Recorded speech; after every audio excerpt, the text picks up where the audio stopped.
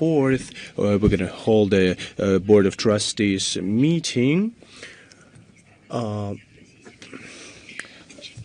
presided by Sergei Lavrov. The participants are going to talk about the results of the activities in 2024 and will confirm the directions of work for 2026. This structure was created in 2010 according to the decree of Russian president to support public diplomacy, to facilitate the participation of domestic non-governmental sector in international cooperation and engagement of its institutes into foreign policy process. Under the aegis of the fund, annually there are scientific and educational programs held for young experts, international experts from Russia, CIS countries, and other states.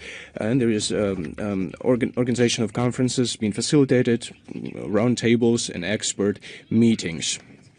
On March 26th, the Russian Foreign Minister Sergei Lavrov is going to meet one of the key leaders of Cuba, the President of the National Assembly of People's Power and the Cuban Council of State, Esteban Lasso. He's going to come to Russia the invitation of the State Duma of the Federal Assembly of the Russian Federation in the spirit of close cooperation, the strategic partnership, a regular trustful dialogue and friendly context between Sergei Lavrov and Lasso Hernandez. They are going to discuss questions of the current state and prospects of the development of Russian-Cuban cooperation.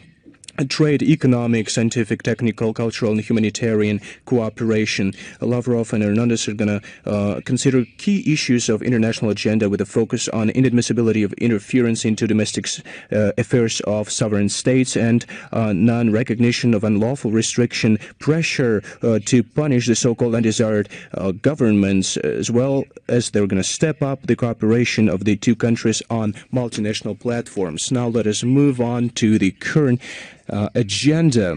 We want to start with the current situation in Ukraine. So we're going to go to the step-by-step interpretation of the events.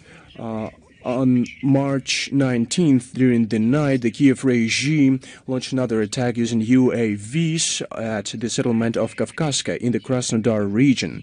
It hit the energy infrastructure facility. So let me explain why I put an emphasis on this energy infrastructure facility. I'm going to do that later, of course. That led to the depressurization of one of the oil tanks and the burning of 1,700 square meters. This facility provides oil transshipment from railway tanks. This is being done to pump the fuel into the pipe system of the International Oil Transportation Company, the Caspian Pipeline Consortium. I'm going to emphasize that we're talking about an international project, international company.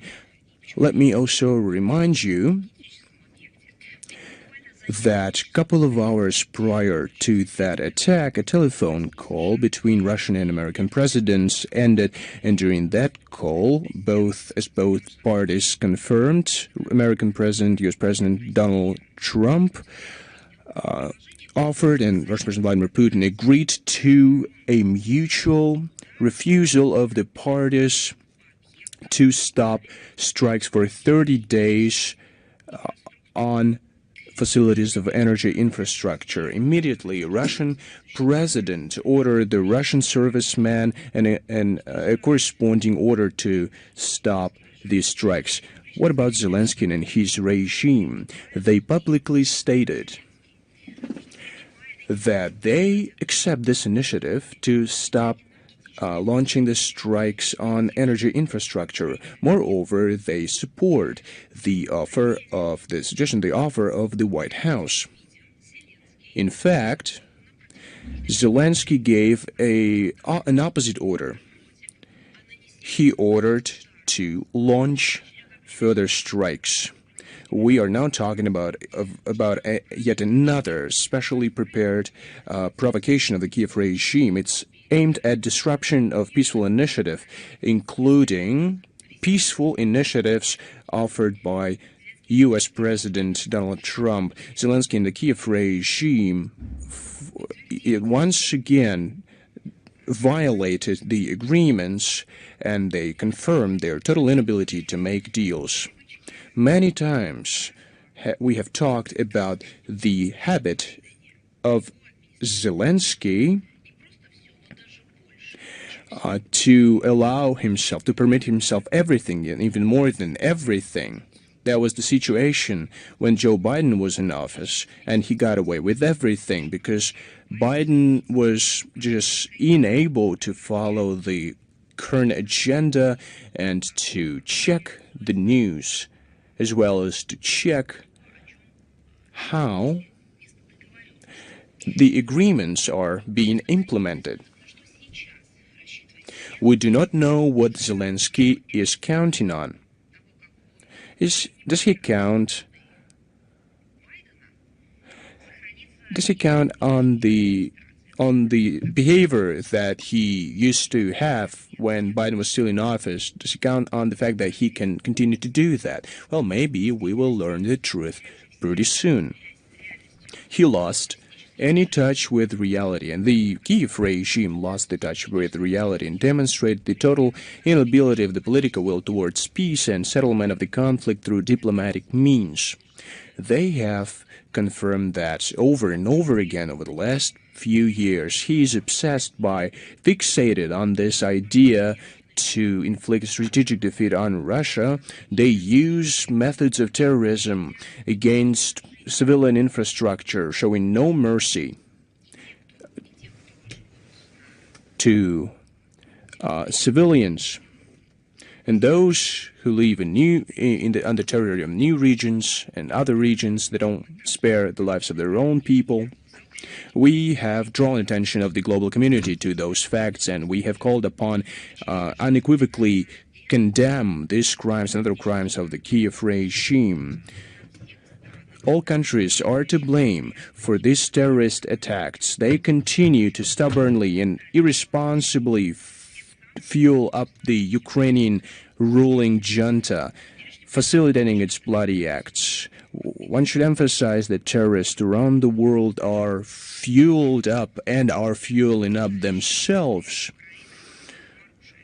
by Western arms and weapons leaving the territory of Ukraine. Thus, the corrupted Kiev neo-Nazi regime expands the geography of its crimes. I think that there's one thing that we should especially focus on. After his failure in the Oval Office, Zelensky apologized for what he did. He repented for what he did, and it looks like he was sprawling ashes above his head, the ashes of his own people who died on the battlefield. Of course, they said that they wouldn't behave themselves in the same way in the future, and they would like to cooperate with their older brothers who are their patrons. So, what does it look like? U.S. President Donald Trump has just said that according with his initiative supported by the Russian side, the Kiev regime should stop launching strikes on energy infrastructure. Well, immediately the Kiev regime and Zelensky did the opposite thing.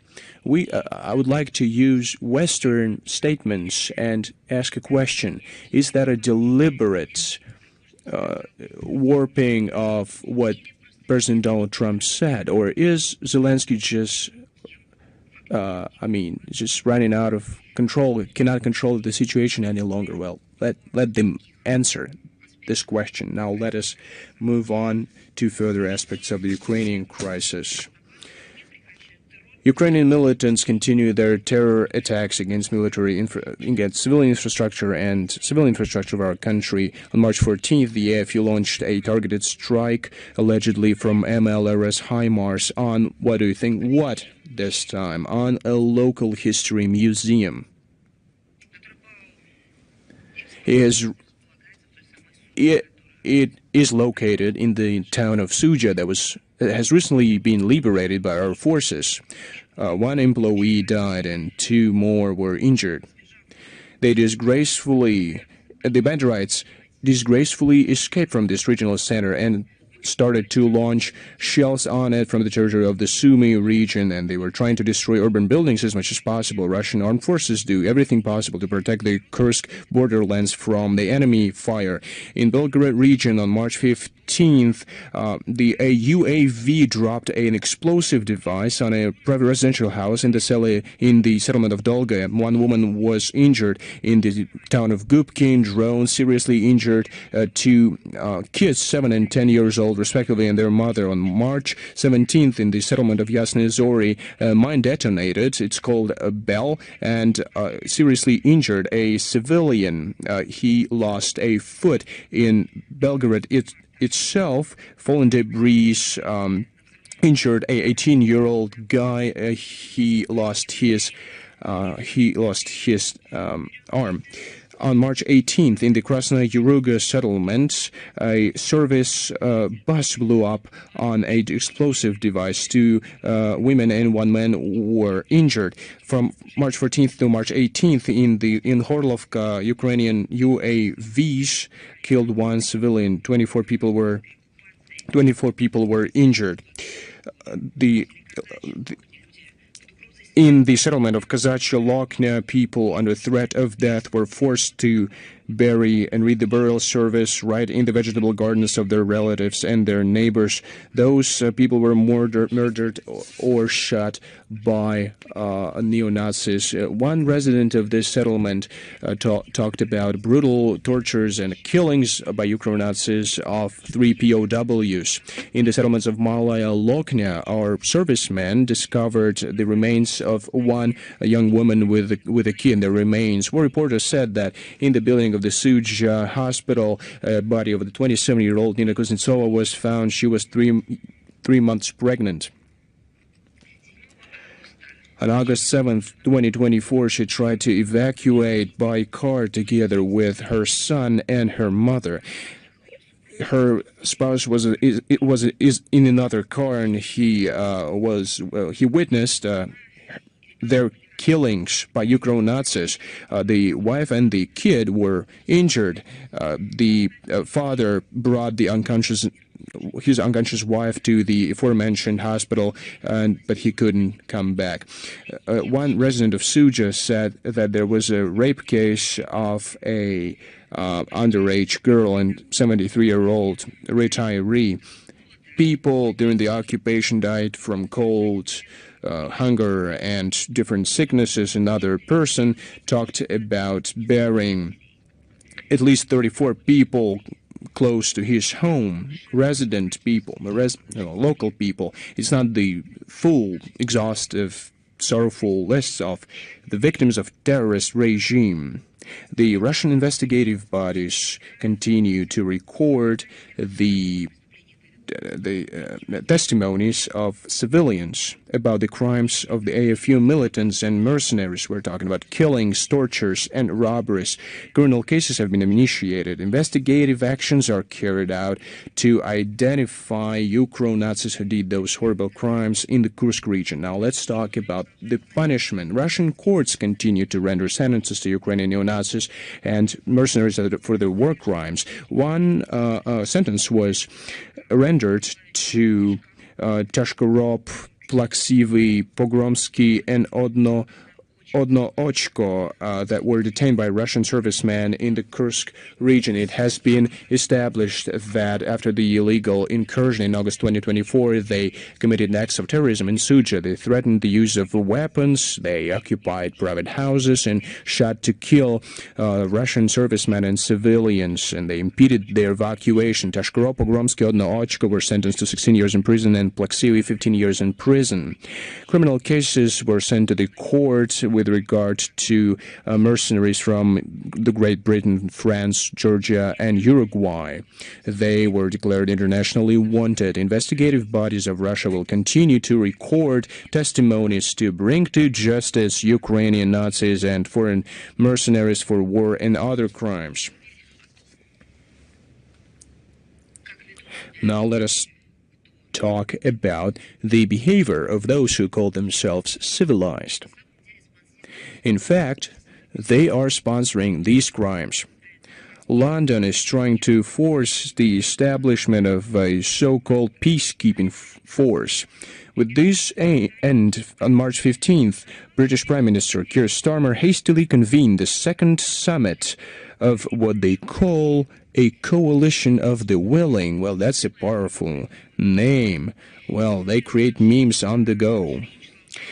The number of participants has expanded and is now 25 states, but there was no clearance on the main question, manning of the multinational contingent for a potential deployment in Ukraine. So they have no other participants, and it remains an open question whether Washington is going to support this mission. The stalling of the so-called peacekeeping missions, which I think should be called the peacekeeping intervention, well, the British tried to retouch it and shift the emphasis. They just pulled the wool over their eyes. They were talking about the allegedly strengthening unity of the West in terms of putting pressure on Russia and providing military aid to Kiev. Well, they're not that successful. Not even all member states of EU and NATO are ready to follow this course to tighten sanctions in terms of Russian assets, which means to just flagrantly steal those assets. They understand that they will end up in this in the list of criminals themselves, not just indirectly, but well, they will just declare themselves that they are thieves. They have also problems with arms supplies. In Europe, they openly talk about the depletion of their own arsenals. Now let's talk about rearming European Union countries. European Union recently declared a new program to immediately rearm themselves. It's aimed on further stepping up military aid to Ukraine. The tone is being set by the head of the so-called European diplomacy. Now it's Kaja Kallas. On March 17th, the Foreign Affairs Council of the European Union held a meeting. Kaja Kallas offered to discuss a possibility to allocate 20 billion euros, or better, $40 million to AFU needs, and I quote, depending on the needs of Kiev. Well, I can tell you right away, not distinguished Kaja Kallas, you can allocate 100 billion euros or maybe 500 billion euros. That's what the needs, that's how big the needs of the Kiev regime are.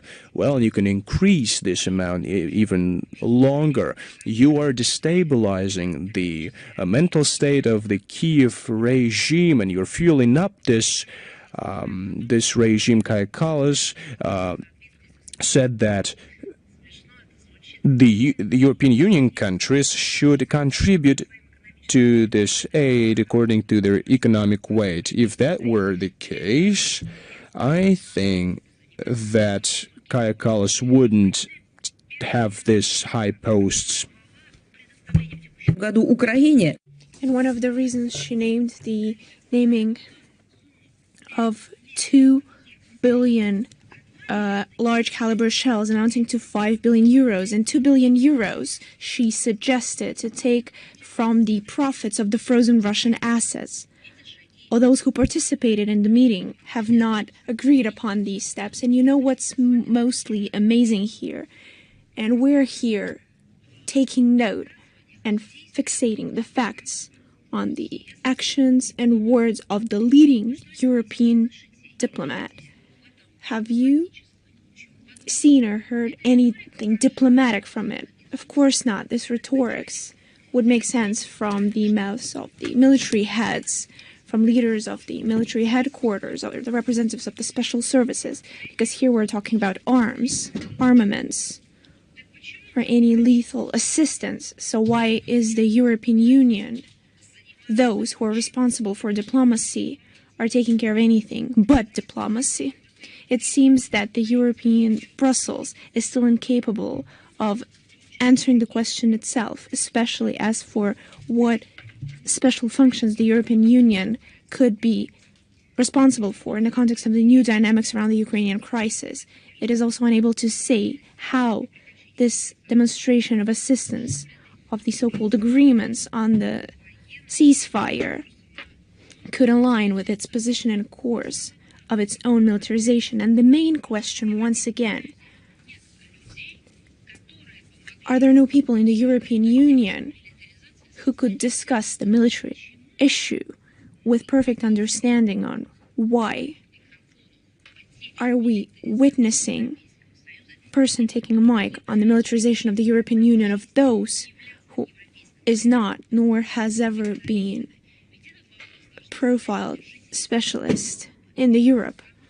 So are the European residents able to answer the question, who exactly is entrusted to talk from these high tribunes in the European Union on the issue of the militarization of the European Union?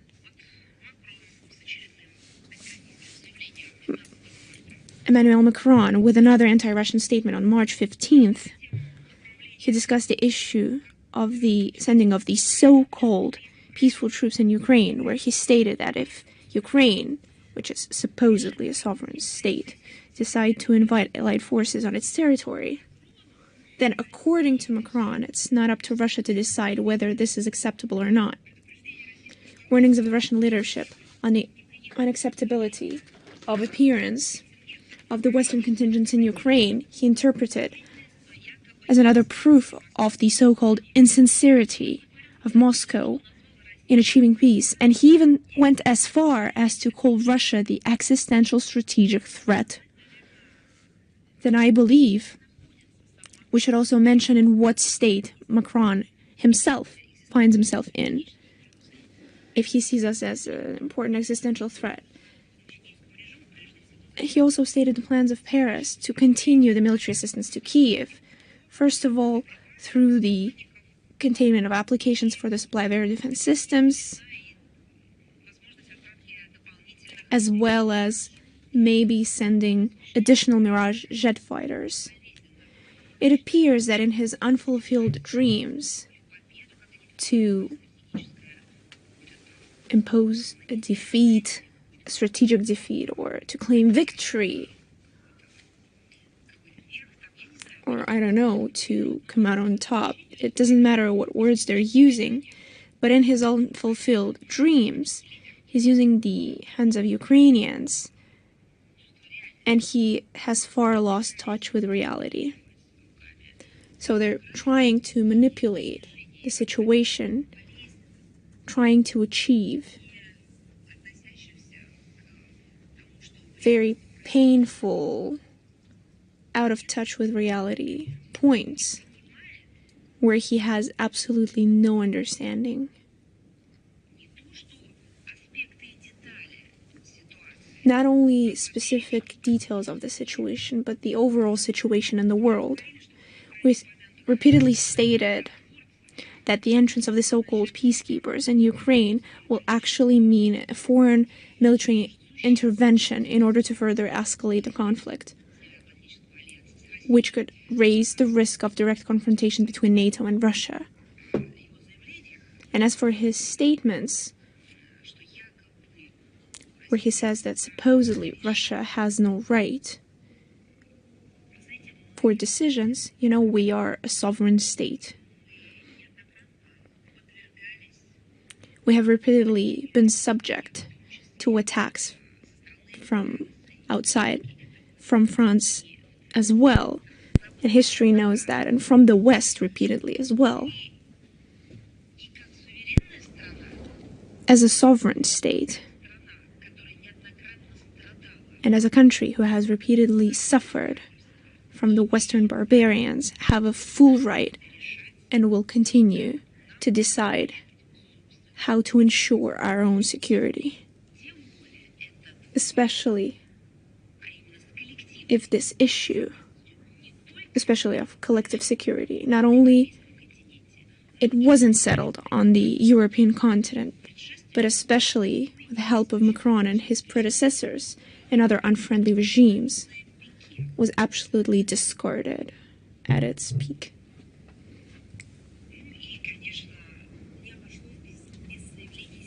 And of course, we could not go without statements of Zelensky on the militarization of Europe. Of course, he's the one who knows how to ensure security. Once again, he reverted to his old ways. He demanded the militarization of Europe, including through the production of war equipment, replenishing their arsenals, as well as strengthening the artillery. And of course, it's done in the interest of Ukraine. Let me remind you who this is. He is dangerous for the whole world. Presumptuous neo-Nazist who has led his own country to a catastrophe, and the Ukrainian people he has basically led directly to their graves. And right now he's trying to push Europeans to a similarly destructive scenario. So right now, it's not enough for Zelensky and those who led him to power. The collapse of Ukraine alone is not alone. They're trying to push the entirety of Europe to the same position. Just take a look on March 14th in Odessa. One of the organizers and participants of the brutal execution of the dozens of innocent Odessans in the trade union's house was shot. Do you remember the tragedy? The neo-Nazis, Demian Ganu, was shot. I don't need to mention exactly who that is. You can take a look for yourself. There's only one point which is of any interest. Just look at how fast and how hastily the Kiev regime tried to find those responsible for these killings. It seems that they pushed aside any other relevant issues, trying to find those who committed this. Of course, any investigations, any processes of understanding should take place, but there is one simple detail. Not only is he a blatant bandit, but you see, the crime itself, which was absolutely unparalleled back in the day, the killing and setting on fire of living beings on May 2nd, 2014, still remains unpunished. There has been no investigation or any efforts in order to reach the actual truth were not just paused by the Kiev regimes. They were actually doing everything in their power, the official powers, tried to do everything so that even any bits of information could not be spread. Curious, isn't it? Allow me to recall that a just punishment wasn't delivered to those who are truly responsible for the tragedy in Odessa on May the 2nd, 2014. It's in their conscience of those merciless killers, dozens of those burnt alive in the trade union's house, and at least 250 people who were injured and maimed. Kiev, who only under the pressure of international organizations launched an investigation, turned into a farce, with efforts not to paint the neo-Nazis as responsible, but the victims as responsible. After more than 10 years of flagrant connivance of Ukrainian authorities, they were finally found in the European Court of Human Rights in the proceedings of Vyacheslavova and others versus Ukraine. And despite any efforts to cast a shadow over Russia, why Russia, court, in their decision of the March 13, finally came to a conclusion that the Odessa police in 2014 has barely done anything in order to not let this attack happen. They've also noted that they've delayed the send of the firefighters' trucks to the tragedy spot, and police has not interfered in order to help evacuate people from the trade union house. Those are not our estimations, but once again, this is the engaged European Human Rights Court, and they're engaged towards our country, towards any arguments that the Russian side has proved when it comes to what is happening in Ukraine. And still, this structure had no other choice but to state that anything that took place with the trade union house was flagrant violation from the Ukrainian authorities. It came to a conclusion that Ukraine done nothing in order to help save the people, and after that, in order to help investigate what has actually happened. And of course, we understand that even those glimpses of common sense in Europe could still be subject to argument. But when it comes to that Nazi personalia who was affiliated with this crime, please take note of how the Kiev regime, how fast they launched a mass-scale investigation in order to find the murderer. And one of the goals that they're pursuing is to demonstrate their desire to truly demonstrate what awaits those who don't violate, not the law, what kind of law could we be talking about in the Ukrainian territory, but those who try to go against the Kiev regime and this neo-Nazi faith and loyalty. You see, punishers acted in the same way. They operate on the fact that all those who are in any way responsible for what took place in Odessa on May the 2nd, 2014, should be subject to a very objective court process. I believe, and I know how it happens, the history will tell us that, but I truly believe that none of those criminals will be able to evade the fair punishment. Most of which we've talked and we will continue to talk about when it comes to the situation around Ukraine. There are a lot of materials today. All the facts once again confirm the relevance of the special military operation to denazify and demilitarize Ukraine and emanate threats coming from its territory. They will all be completed, as the Russian leadership has repeatedly stated.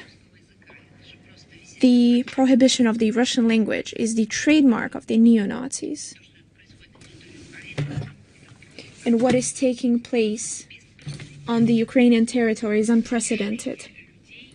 Is the unprecedented deprivation of people on their lawful rights. The Kiev regime is taking steps in order to erase the identity of Russian people, make them forget the Russian, their language, their culture, their history and religion.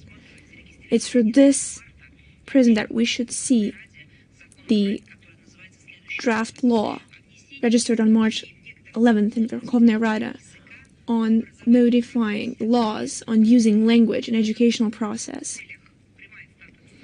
That in order to create Ukrainian-speaking environment, you see this law oversees students and professors speaking on the territory of the educational establishments, only speaking Ukrainian, both during lessons and outside those lessons. Have you ever seen anything like this? Have you ever heard of anything like this before?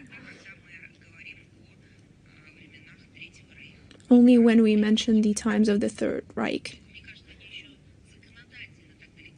Only I don't think they've gone as far law-wise, but their descendants in the 21st century have truly touched upon uncharted territory. They're trying to legitimize the Nazi nature, literally through the subsequent laws. And the only exception to this law is for those who are getting education, or where there are classes or groups with the languages of the national minorities that are official languages. And you could say in Russia, no, official languages of the European Union. So those who are trying to learn European Union languages, they have a right to use, along with Ukrainian, the language of the subsequent national minority. I have no idea what kind of national minorities they mean by that. But as a whole, it just seems absurd. As for the Russian language, draft law especially states that private schools that have the right to decide on the language of instruction have no right to choose the language of the states that was recognized by the Verkhovna Rada as a state aggressor or the occupant state. This is clear language segregation. We would like to recall that a similar initiative was already presented in October 2024, but it never was implemented back in the day. But those who are trying to fight anything Russian in Rada, this wasn't an obstacle for them. I would like to state their name directly so that later in this Ukrainian political zoo, they would refrain from saying how actively they try to defend the rights of Russian-speaking population and trying to keep a book of poems of Pushkin or Akhmatov under their pillow. And the authors of the so-called draft law are 26 deputy officials: Alexander Kornienko, Natalia Pipa, Roman Lazinsky, Vladimir Vetrovich, Tamila Tasheva, Nikita Potorayev, Mariana Bezugle, Sofia Fedina, and others. We will provide reference to their names in the text version of today's briefing, just so that everyone remembers. Now going back to the document, as the concept note states, their authors are worried that outside classes in the educational establishments, there's communication, mostly in the language of the aggressor state or in Russian. So they have no idea how to deal with Russians and with anything Russian. Nothing works. Not the threats, not even the death threats.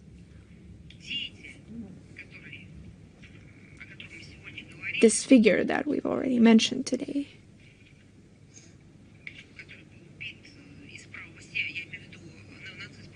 The neo-Nazis of the right sector, Demyan Ganul, who we've already talked about today, was killed. He was especially famous for being persecuted. They persecuted Russians. And despite all of this, children are still being brought up in Russian. They're still speaking Russian. And they're not trying to renounce their roots, their history, nor their true values. So now Rada is trying to deal with them. Because according to the authors, this poses a serious threat to the state of Ukraine. Not Zelensky, who came up with this horrifying, violent mobilization of Ukraine. He's not a threat, but it's Russian language that is a threat. What kind of state is it if their security is threatened by children speaking their own maternal language? If you're so bothered by monuments, by the names of cities, by the names of streets, or a language spoken by those around you, it seems you're building your state on a foreign territory. And this fully applies to the Kiev regime, because authorities who leave through Western grants and who try to destroy their own citizens and who try to prohibit them from speaking their own language, who prohibit them from praying in their own church or honoring the memory of their ancestors, of their own families, cannot be called anything other than occupants.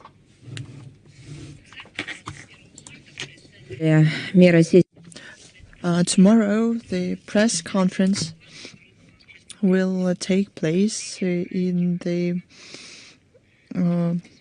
Russia Сегодня press center.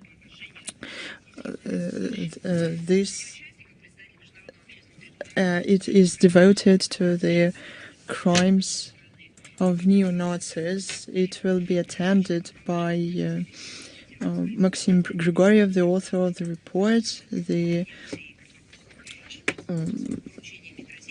Tatiana Moskalikova, and Roger Miroshnik, ambassador at large of the Russian MFA. This report is based on testimonies of 80 Russian soldiers who came back to Russia. They are talking about torture and abuse. They are qualified as military crimes and has no statute of limitations. The tribunal demands the punishment to the fullest extent of the law. All the information will be available at the website of the organization, of the organizers. A very relevant topic. We talked about it many times, and we continue talking about it, about the involvement of the Western special services in actions against our country. Our country is considered as a main threat to the security, and they openly want to strategically deter Russia. We can say that since the beginning of the special military operation, it is a large-scale anti-Russian campaign with the use of information and communication technologies for military and political purposes. Ukrainian became a base of a number of operations against Russia in cyberspace in Kiev, Lvov. There's units of special services and military agencies from NATO countries. They coordinate actions of the Zelensky regime in digital space. The alliance actively reformed the Ukrainian cyber forces through a specialized fund, NATO Trust Fund Ukraine. Since 2022, the Biden administration sent employees from Pentagon to Ukraine in charge of cyber command, as well as their colleagues from NSA in charge of management in computer networks. They also organized computer attacks against Russian resources. These actions is hidden behind the so-called volunteer IT army of Ukraine. According to the information available, this group includes more than 130 hacker groups.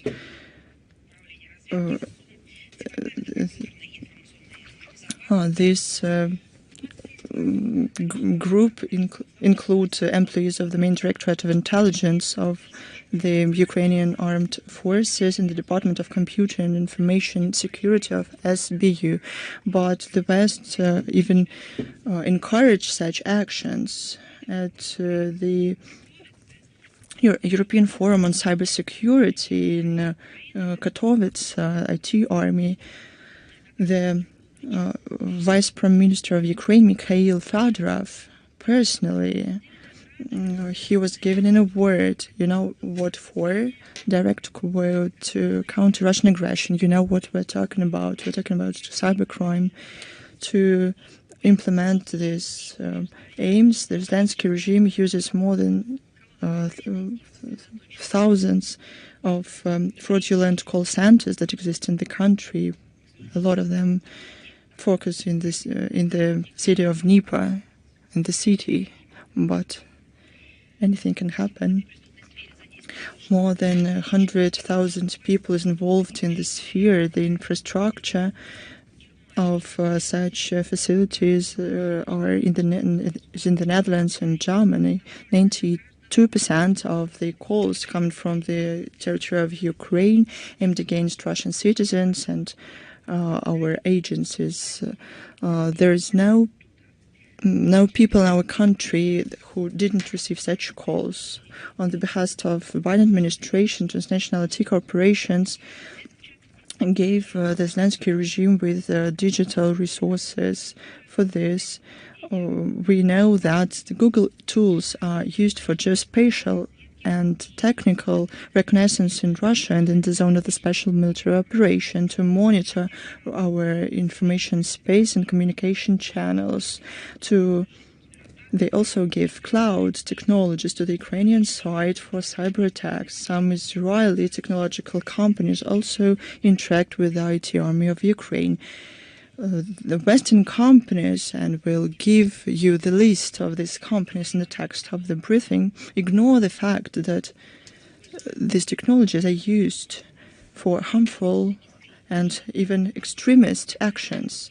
The Internal Ministry of Russia started a series of criminal cases on fraud against citizens of the Russian Federation worth billions of rubles. IP addresses of these call centers were established. They are registered on the territory of Ukraine, and the personalities of perpetrators also were established. The Western officials and ostensibly independent media, as well as experts in information security, based on the data of the highly likely type, say about large-scale Russian aggression as the cyber war started by Russia, and at the same time, on the order of Washington, they ignore public statements of Ukrainian officials about organization of computer attacks against our country. That's how the rules-based world order promoted by the US works. This approach gives the US an opportunity to do anything in the information space that they wish to, and to define who's guilty and to take action against them. At the same time, crimes against the geopolitical opponents of the US are ignored or even encouraged. Germany. On March the 18th is a special date because the Bundestag made a decision to eliminate the restrictions that used to exist for loans and multi-billion expenditures to arm the German armed forces. It essentially means that they transition to the forced militarization. Doesn't it remind you of anything? I think it does. The haste and lack of principles testify to the rampant anti-Russian policy of Germany. There's one more reason. It is an economic collapse. A total collapse of the policy of Germany in terms of the implementation of those aims that were put forward for many years to come in economy, finance, industry, trade, in production. Why? Because there's no resources. It used to exist before Berlin refused Russian energy resources on the behest of the US. Lack of resources does not let them work at the rate they can. But this collapse does not give them any opportunity but to go back to what was time-tested. But they forget what everything led to. It led to the collapse of the country. That happened many times, but to rewrite history is something that affects their understanding of the situation. There would be Chancellor Friedrich Merz during debate in Bundestag started an ungrounded rant about Russia ostensibly starting a war against Europe. But I would like to ask him, in what part of the Western Europe our country is fighting? We'll know that.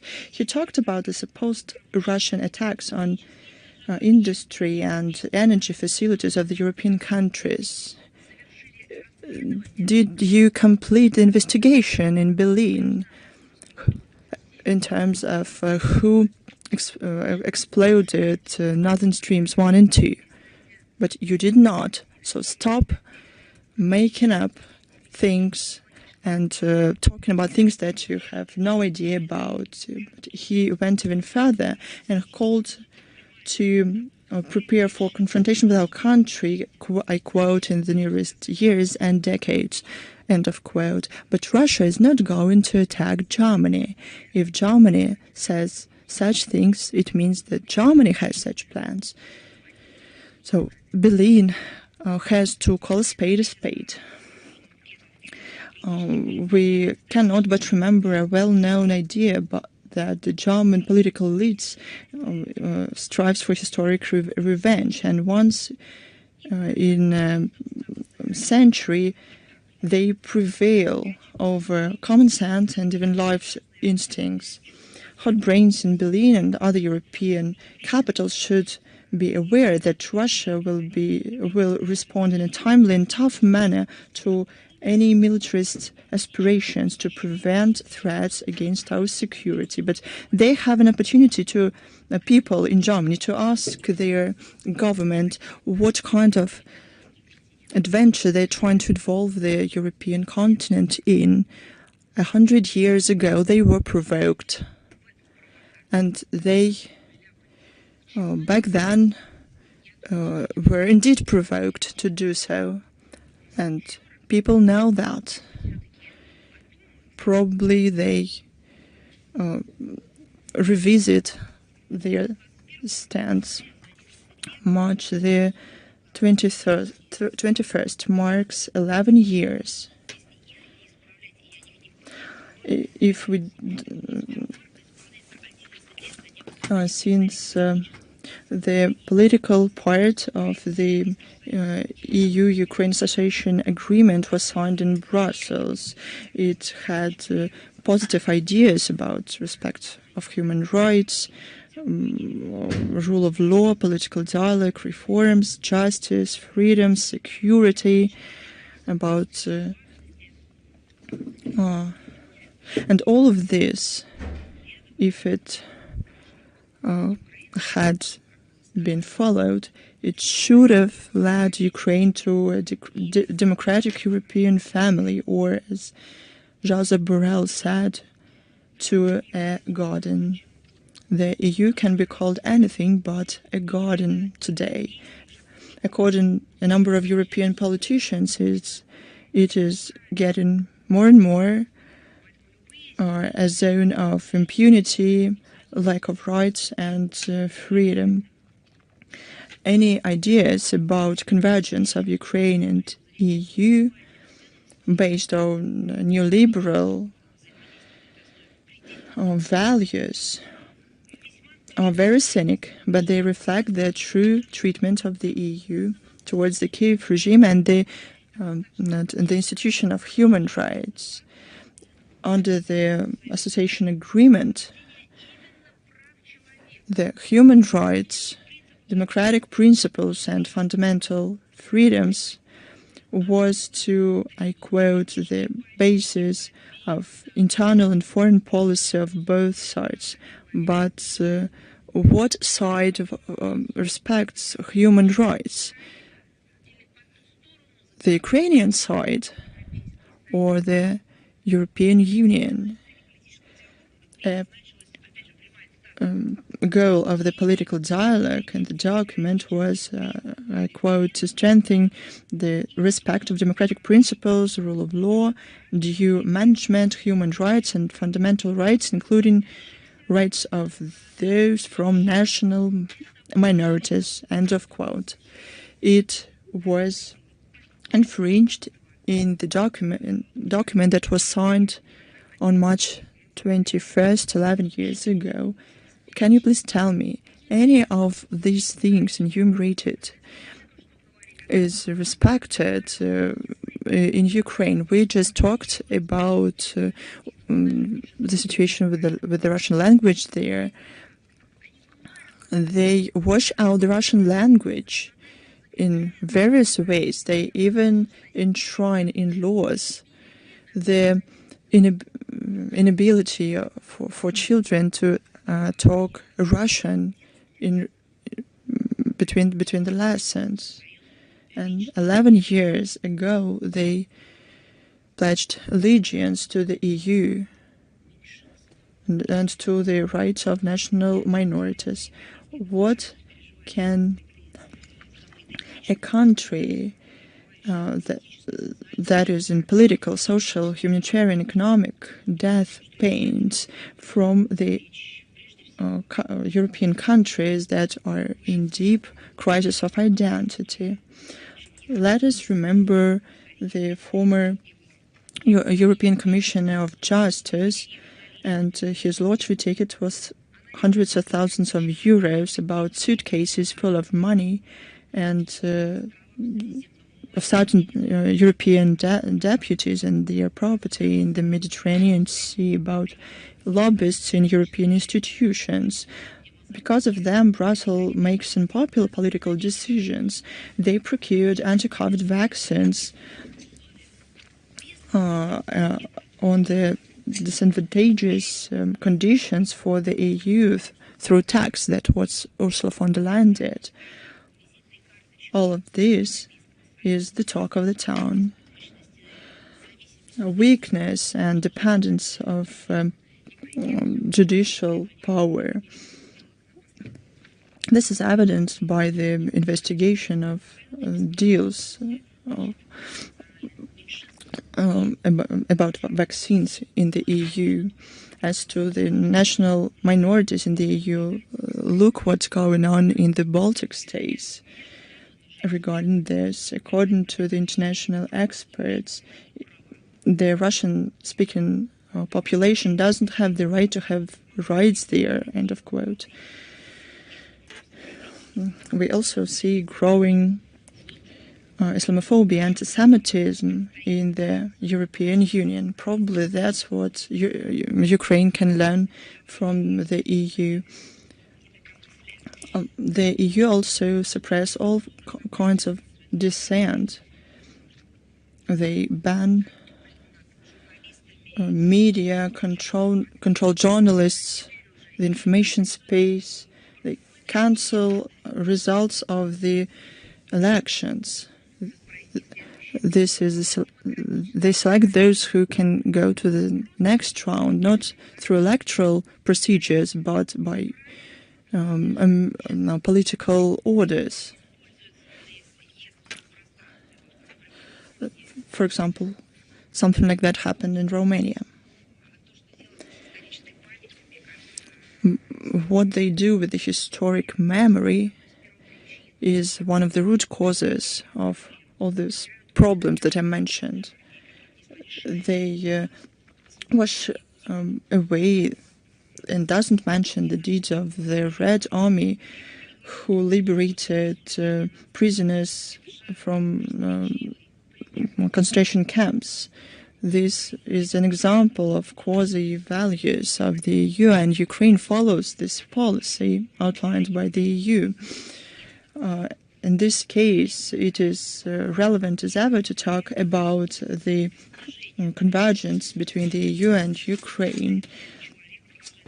They continue to ignore the violence demonstrated by the Kiev regime.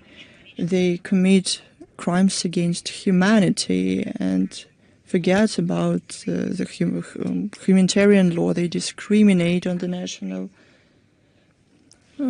principle, and they destroy freedom of speech.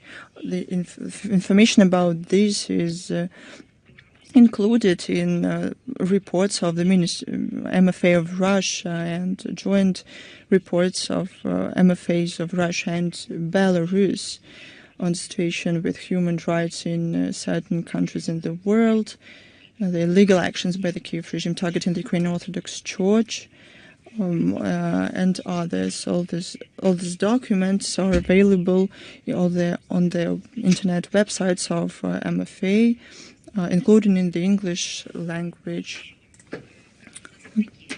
One more topic concerning Ukraine history. March 27th, 26th.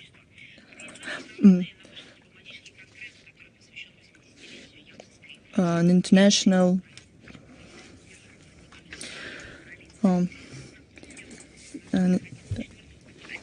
an international conference is organized, dedicated to the 80th conference of Yalta conference. It will be hosted by the Livadia Palace in Yalta.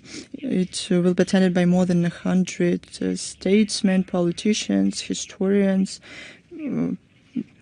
people from Great Britain, China, the US, France is going to come.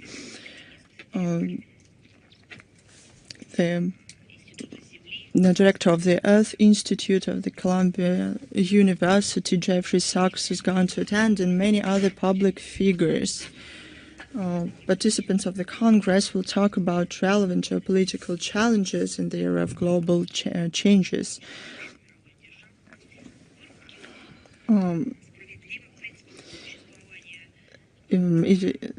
It is especially relevant to talk about dialogue and cooperation between the leading world powers and Russia's role in the shaping of a new world order.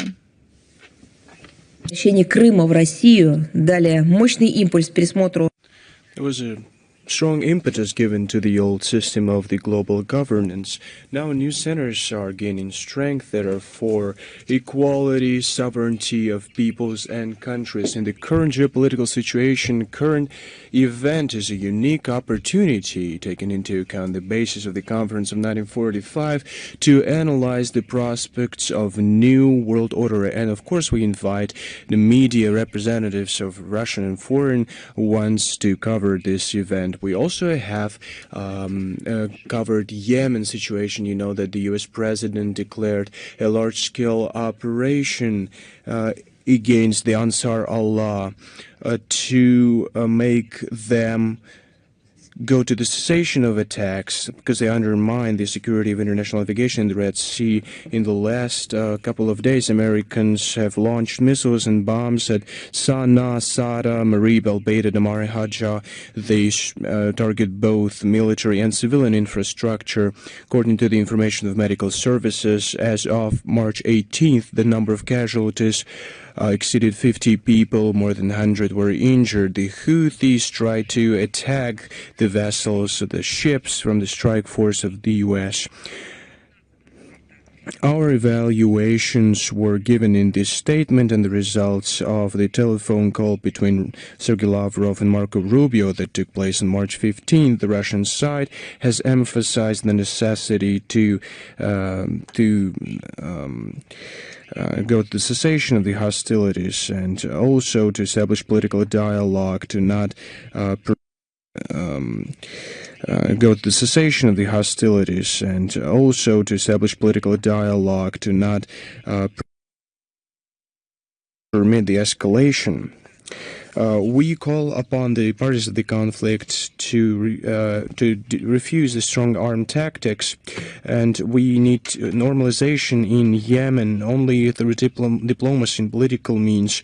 All responsible members of the international community should use joint efforts to help the Yemeni under the aegis of the UN to launch the process of complex political settlements on the basis of Saudi Arabia and the Sultanate of Oman agreements in the roadmap. 35th anniversary of the establishment of diplomatic ties between the Russian Federation and the Republic of Namibia. It's symbolic that this is a symbolic and remarkable date, that it coincides with the 35th anniversary of the independence of Namibia. We see clear evidence of this of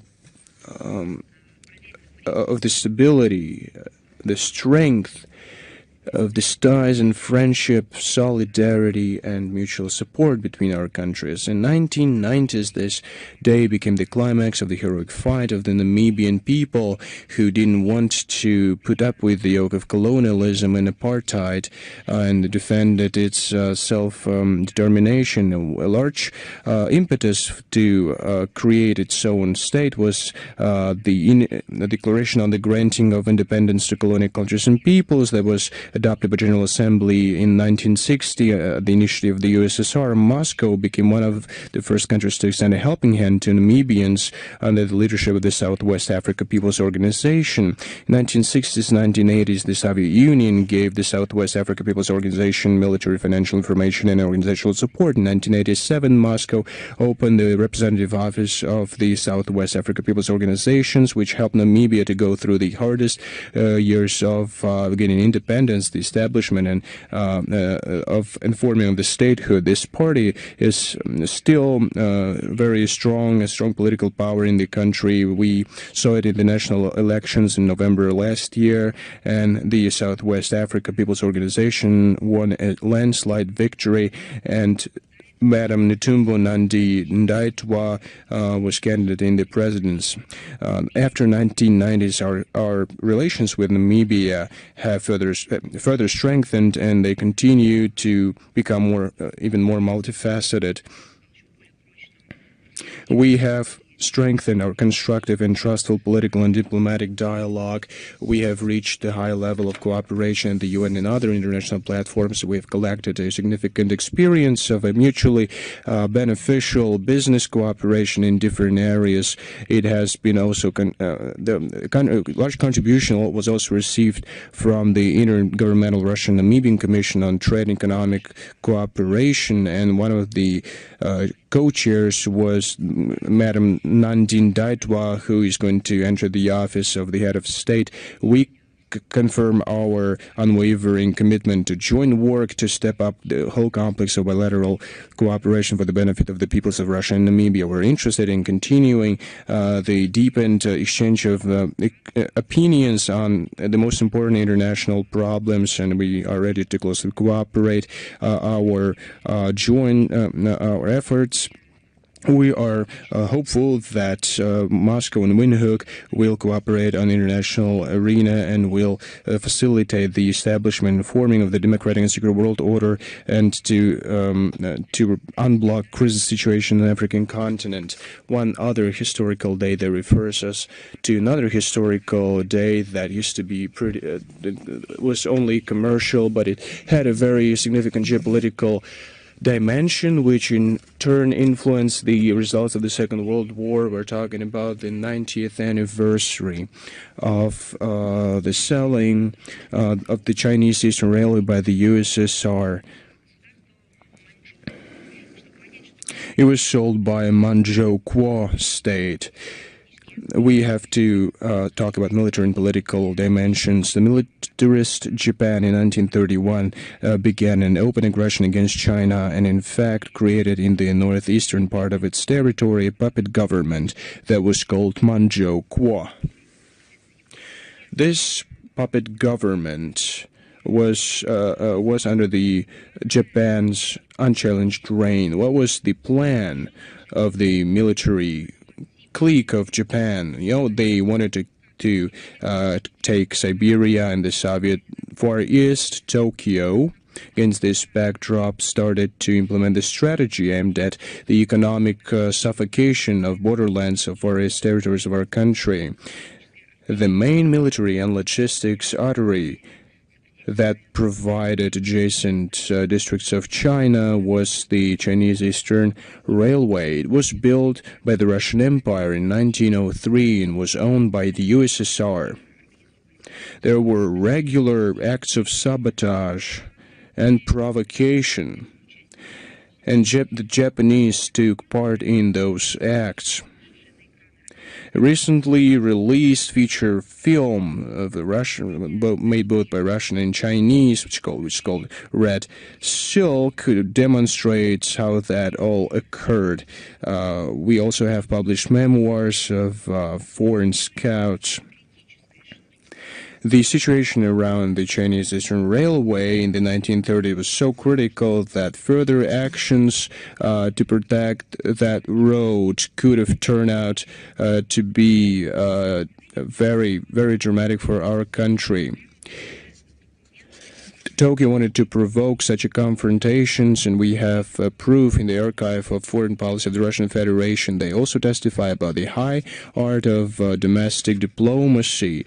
Russian diplomats, Soviet diplomats knew the genuine intentions of Japanese partners who hid behind the backs of the so-called independent Manchuria representatives. Our country demonstrated a massive stamina and persuasiveness and unique creativity in the settling of the problem. There were very tense negotiations, and a final document was signed to sell the railroad. It was a good break for the Soviet Union. They gave it an opportunity to prepare for the defense of the eastern frontiers. Thanks to this timely step, in the 1938-1939, Japan's actions during the Battle of Lake Hassan and the Battle of Gol weren't that successful. Among those servicemen was my grandfather, and Soviet. Well, let me digress. That's the 80th anniversary is approaching, so I hope you permit me this digression. The archive materials unambiguously demonstrate inadmissible, wild, barbaric methods of Japanese emissaries in Manchuria. They perpetrated atrocities against Soviet citizens, the staff of the railroad, and those who felt sympathy, immigrants that felt sympathy with our country. We're talking about tortures and killings. By the way, we are now preparing a special selection of declassified materials on this narrative, and shortly we are going to publish it on the Foreign Ministry website.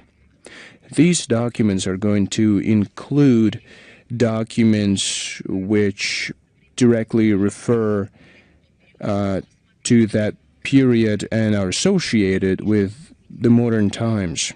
You can see the parallels there. You're going to see the attempts of Japan, together with the Polish government of that time, to financially and otherwise support the nationalist Ukrainian movement to organize an uprising in the western part of the Soviet Union to destabilize the domestic situation in case Moscow were to declare massive draft.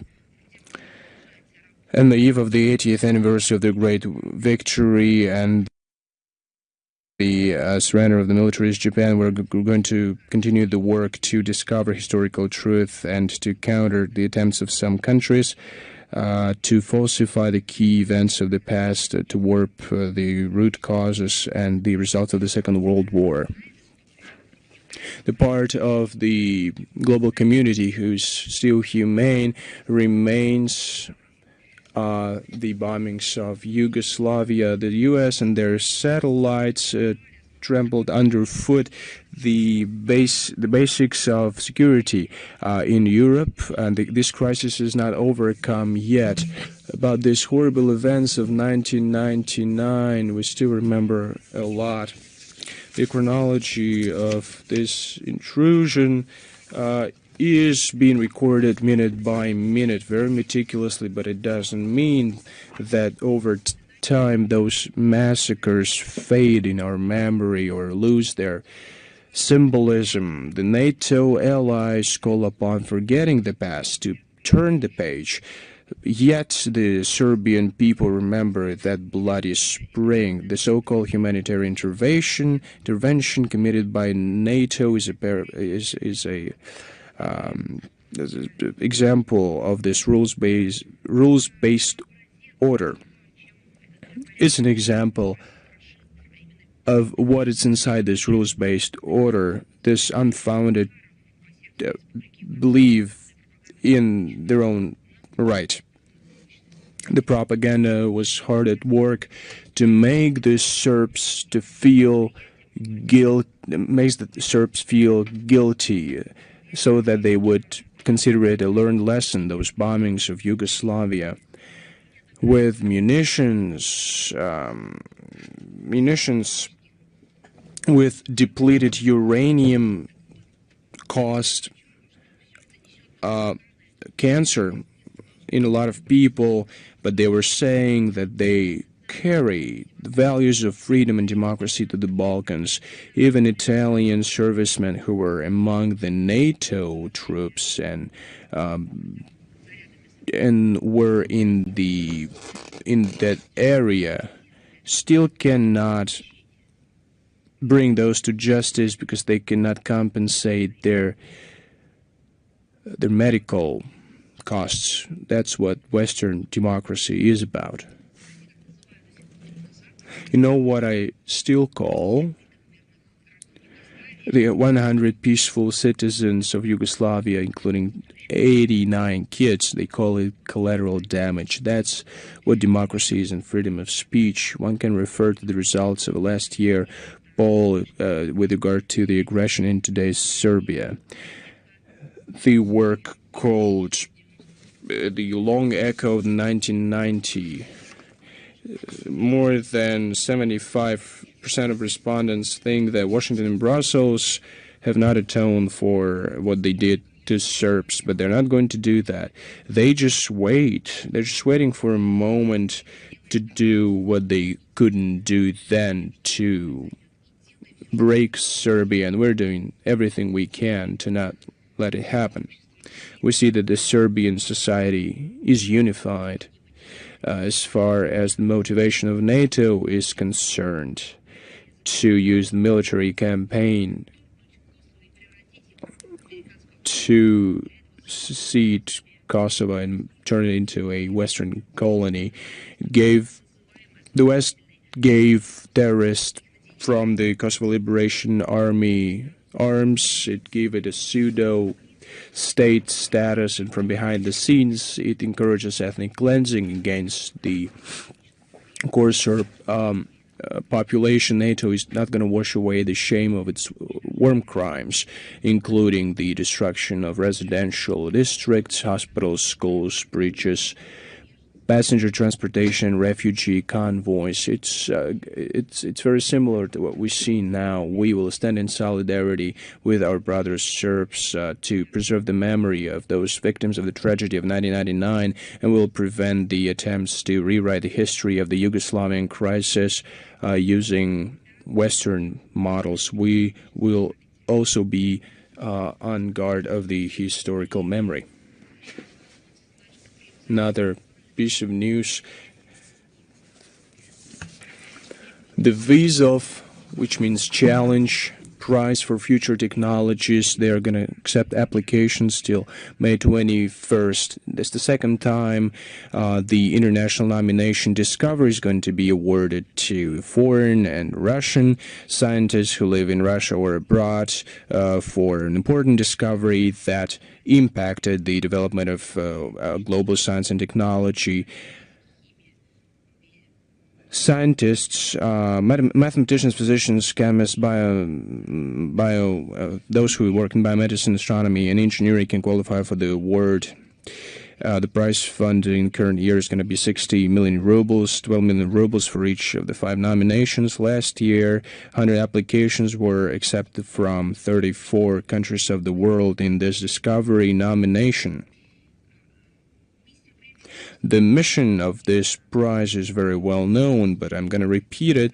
It's the striving to form among the representatives of the younger generation the desire to connect their life with the science. Of course, we encourage the attempts of the Visa Foundation, that is the author of this initiative, to develop the scientific diplomacy for the benefit of the world peaceful process. Russia has always been in favor of strengthening equal and mutual beneficial international dialogue in terms of science, which is still a great tool for responding to current global challenges, and serves as a basis of the whole humanity.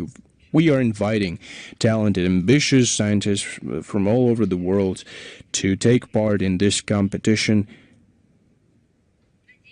And we hope that the prize will be awarded to those who deserve it most. The detailed information can be found on the official website, and the link will be will be available in the text version of this briefing.